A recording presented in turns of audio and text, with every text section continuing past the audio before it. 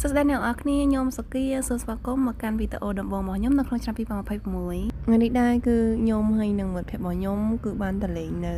ជាការធ្នងអ្នកនរគ្នាហើយក៏ឆ្លៀតពេលថតវីដេអូខ្លះៗស្បាយៗមួយគ្នាទៅព្រោះយើងធ្វើការហត់ដល់អ្នកនរគ្នាអញ្ចឹងអូយ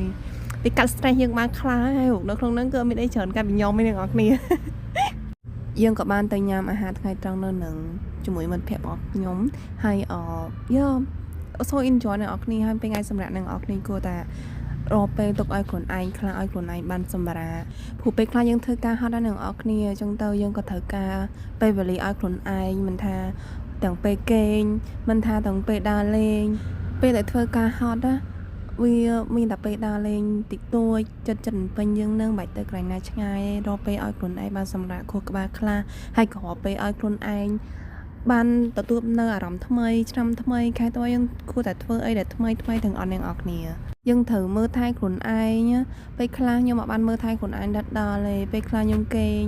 អត់បានគ្រប់គ្រាន់ខ្ញុំធ្វើការច្រើនមែនប៉ុន្តែ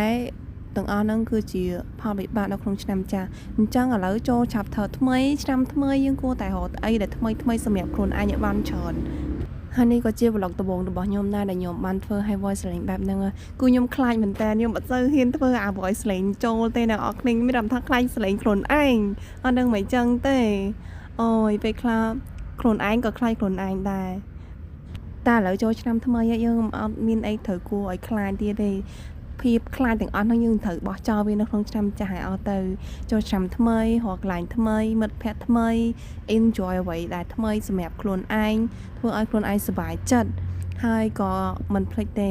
គ្រួសាររបស់យើងទាំងអស់គ្នាត្រូវតែមើលថែពួកគាត់ខលទៅគាត់សួរសុខទុក្ខគាត់វាជាកម្លាំងចិត្តមួយរុញច្រានឲ្យយើងមានកម្លាំងចិត្តនៅក្នុងការធ្វើការដោយគ្មានសម្ពាធតួយើងមកពីហត់មែនក៏ប៉ុន្តែនៅពេលដែលយើងបាននិយាយជាមួយគាត់តិចតួចវាធ្វើឲ្យយើងមាន power ហ្មងអ្នកនរគ្នាអ្នកខ្លះគឺគាត់អត់មានអ្នកនិយាយជាមួយទេក៏ប៉ុន្តែត្រូវចាំថាគ្រួសារយើងគឺនៅជាមួយយើងជានិច្ចយើងគិតថាខ្លួនឯងឯកាក៏ប៉ុន្តែខ្ញុំអត់ឯកាទេ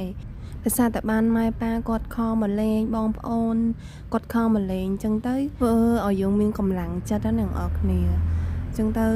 ការកិច្ចវេះពីភាពឯកាហ្នឹងគឺមានតែវិធីទាំងអស់ហ្នឹងទេហើយយើងមានមិត្តភ័ក្តិយើងឲ្យពួកគាត់ជួយយើងក្នុងការ release stress ទាំងអស់ហ្នឹងជាចុងក្រោយក៏សូមអរគុណខ្លួនឯងពីឆ្នាំចាស់ហើយចាប់ផ្ដើមឆ្នាំថ្មីធ្វើអ្វីដែលថ្មីសម្រាប់ខ្លួនឯងហើយជូនពរឲ្យខ្លួនឯងជោគជ័យហើយក៏ជូនពរអ្នកទាំងអស់គ្នាដែលបានមើលវីដេអូនេះដល់ចប់